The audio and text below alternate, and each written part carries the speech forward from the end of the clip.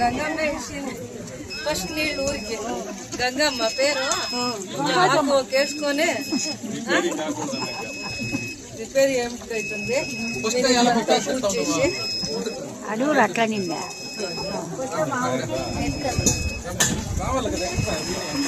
వాళ్ళు ఇల్లు సార్ చేసే లక్ష్మీరప్ప వాళ్ళు ఏమి ఇల్లే సార్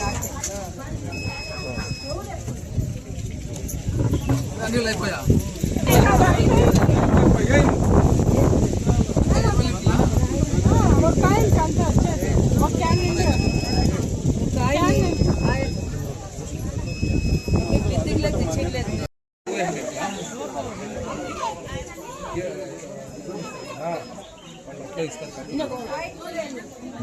కత్తిరి చెప్పారు ఇబ్బంది ఇచ్చిన వాళ్ళు అంటే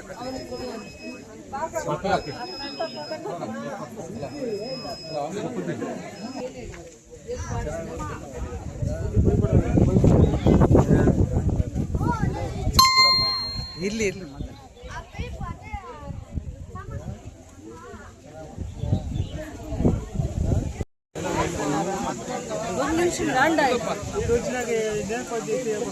ట్రీట్మెంట్ దేదేవల్ల ఇస్తారు. నేను లెటర్ డాక్టర్స్ ట్రీట్మెంట్ అక్కడ ఖర్చు వచ్చాను కానీ క్వాలిటీ ట్రీట్మెంట్ ఇస్తారు. దాన్ని పిల్లలకి ఇప్పిస్తాం. వీడికి ఆఫీస్లో లెటర్ చేయించి జయదేవాల రూమ్ మీట్ చేయాలి తెలుసుకునే నేను డీటెయిల్స్ ఇస్తాను. తల్లిదండ్రులు ఇద్దరు లేదు అంట. దానికి కూడా గవర్నమెంట్లో మాట్లాడుతూ ఉంటారు.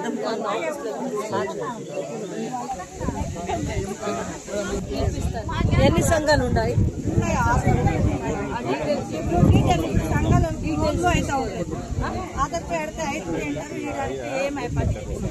లేదు మీరు యాడ్ కావాలా అని మీరు సంఘంలో మెయింటైన్ చేసుకోవచ్చు. మళ్ళా అన్ని సంఘాలకి ఇప్పిస్తాను. నేను మాట్లాడి ఇప్పిస్తాను. కట్టేస్తేనే ನೀವು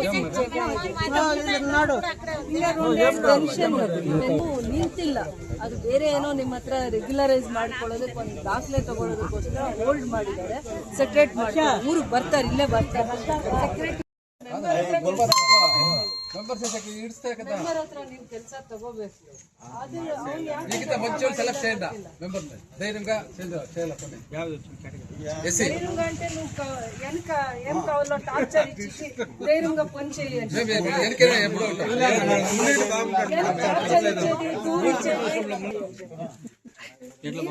గెలిపించేలోగా గెలిపించే మొదలు చెప్పాల మన ఊరు ఇట్లుంది, దీన్ని ఇట్లు పెట్టాలప్ప. మనం కూర్చొని పిలిచి ఏం చెప్తామో ఆ పని అంతా చేయాలా, ఊరు పని అని మీరు మాట్లాడుకోవాలి. మీరు పని చేయనేది ఆడిపోయి దూరి ఇచ్చేది. దాంట్లో ఇంకో మేడం తిని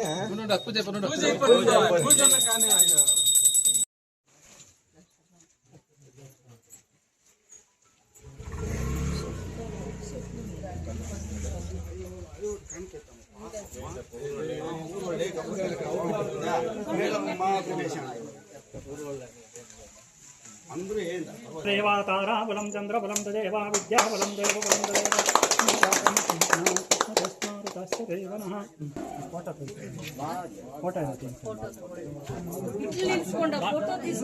ఫోటో తీసుకోండి. లైన్ నిల్చుకోండి.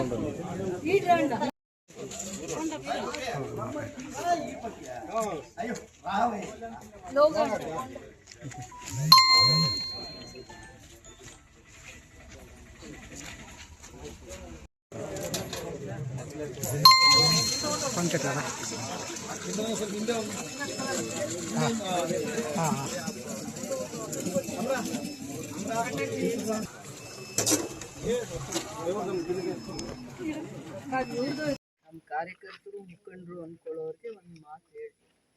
ನನ್ನ ಒಂದು 9-10 ವರ್ಷಗಳಿಂದ ನಾವು ಈ ಊರುಗಳು ಪ್ರವಾಸ ಮಾಡುವಾಗ ನೀರಿನ ಅಭಾವ ಜಾಸ್ತಿ.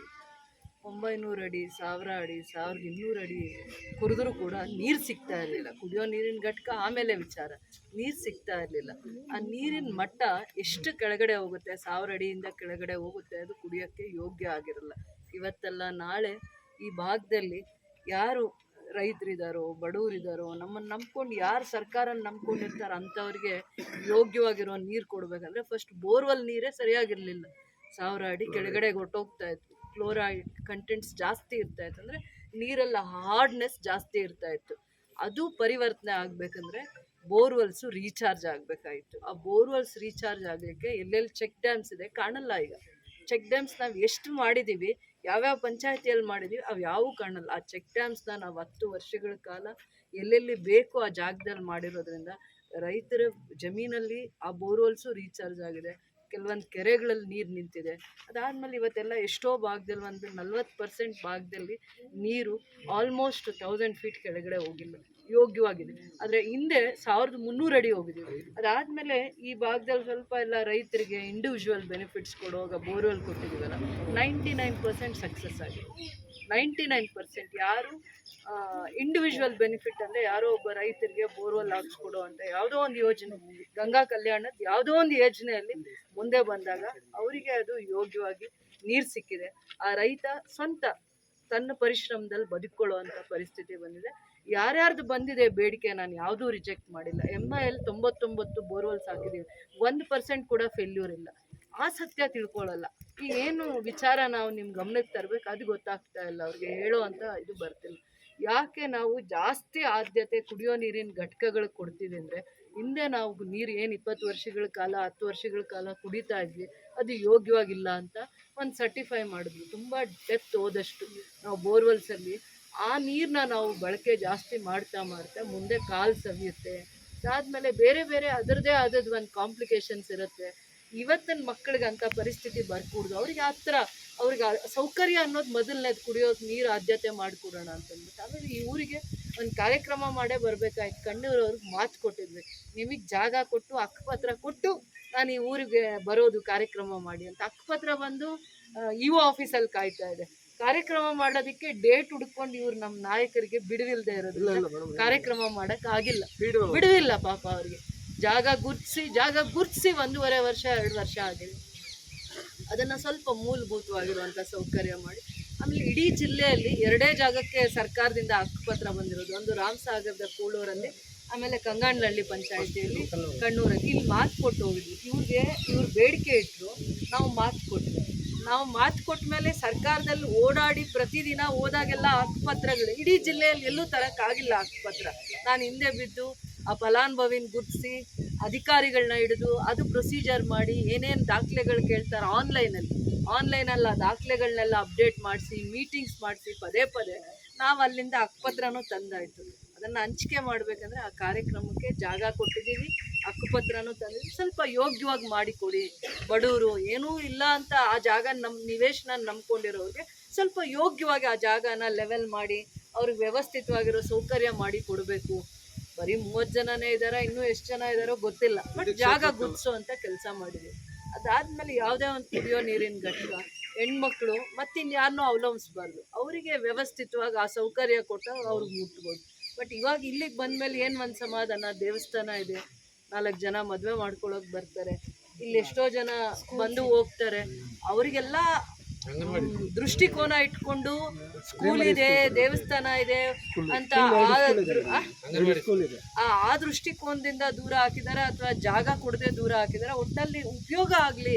ನಮ್ಮದು ಊರು ತುಂಬ ದೊಡ್ಡದಿತ್ತು. ನಾವು ಕಣ್ಣೂರಿಗೆ ಹೋದಾಗ ದೊಡ್ಡ ಊರು, ಆ ದೊಡ್ಡ ಊರಿಗೆ ಸೌಕರ್ಯಗಳು ತುಂಬ ಕಡಿಮೆ ಅಂತ ಹೇಳ್ತಾ ಇದ್ರು. ಆ ಮಾತು ಉಳಿಸ್ಕೋಬೇಕಲ್ವ. ನಾವು 4 ಸತಿ ಬಂದು ಹೋದ್ಮೇಲೆ ಆ ಮಾತನ್ನ ಉಳಿಸ್ಕೋಬೇಕು ಅನ್ನೋ ಮನಸ್ಸಿತ್ತು.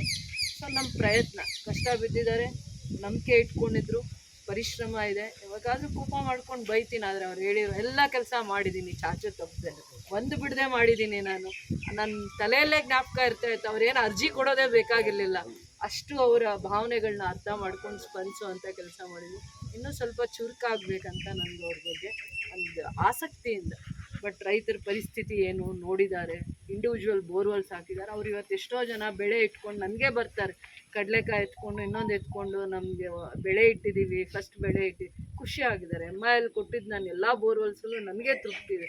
ನಾನು ಶಾಸಕಳಾದಾಗ ಗಂಗಾ ಕಲ್ಯಾಣ ಯೋಜನೆಯಲ್ಲಿ ಕೊಡೋಕ್ಕಾಗದೇ ಇರೋದು ಒಂದೇ ಸತಿ MIL ನಾನು ಕೊಡೋಕ್ಕಾಗಿ, ಆ 8-9 ವರ್ಷದ್ದು ಒಂದೇ ಸತಿ ಎಲ್ಲೆಲ್ಲಿದ್ದ ಲಿಸ್ಟ್ಗಳು ಕಾಯ್ಕೊಂಡಿದ್ದನ್ನೆಲ್ಲ ಒಂದೇ ಹತ್ರ ಹಾಕಿ ಕೊಡಿಸೋವಂಥದ್ದಾಯಿತು. ಎಷ್ಟೋ ಈ ಸುತ್ತಮುತ್ತ ಹಳ್ಳಿಗಳವ್ರಿಗೆ ಬೋರ್ವೆಲಲ್ಲಿ ನೀರು ಸಿಕ್ಕಿದೆ. ಅವ್ರ ಸ್ವಂತ ಜೀವನ ಕಟ್ಕೊಳ್ಳೋದಕ್ಕೆ ಅವರೇ ಸ್ವಂತ ಮಾಡಬೇಕಂದ್ರೆ 5 ಲಕ್ಷ ಆದರೂ ಬೋರ್ ಕೊರೆದು ಪಂಪು ಮೋಟ್ರು ಎನರ್ಜೈಸೇಷನ್ ಮಾಡ್ಕೊಳಕ್ಕಾಗಲಿಲ್ಲ. MIL 7 ಲಕ್ಷ ಇಟ್ಟಿದ್ರು. ಎಷ್ಟು?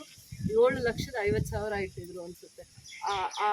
ಅಷ್ಟು ಅನುದಾನನೂ ಈ ಭಾಗದ ಯಾರ್ಯಾರು 3 ಸತಿ 5 ಸತಿ ಅರ್ಜಿ ಹಾಕ್ಕೊಂಡಿದ್ದಾರೆ ಮತ್ತೆ ಅವ್ರನ್ನ ಓಡಾಡಿಸ್ಬಾರ್ದು ಅಂತ ಆ ಒಂದು ಪರಿಶ್ರಮ ಪ್ರಾಮಾಣಿಕವಾಗಿ ಮಾಡಿದ್ದೆ. ಇವ್ರು ಒಂದು ಕಾರ್ಯಕ್ರಮ ಮಾಡಬೇಕಾಯ್ತು ಆಶ್ರಯದ, ಅದ್ರ ಜೊತೆಯಲ್ಲಿ ಈ ಕಾರ್ಯಕ್ರಮ ಮಾಡಬೇಕು. ಆ ಥರ ಬಿದ್ದು ಇದಕ್ಕೊಂದ್ಸತಿ ಇನ್ನೊಂದಕ್ಕೊಂದ್ಸತಿ ಆ ಥರ ದುಡುಕಿದ್ದಾರೆ. ಅಷ್ಟು ಬಿಟ್ಟರೆ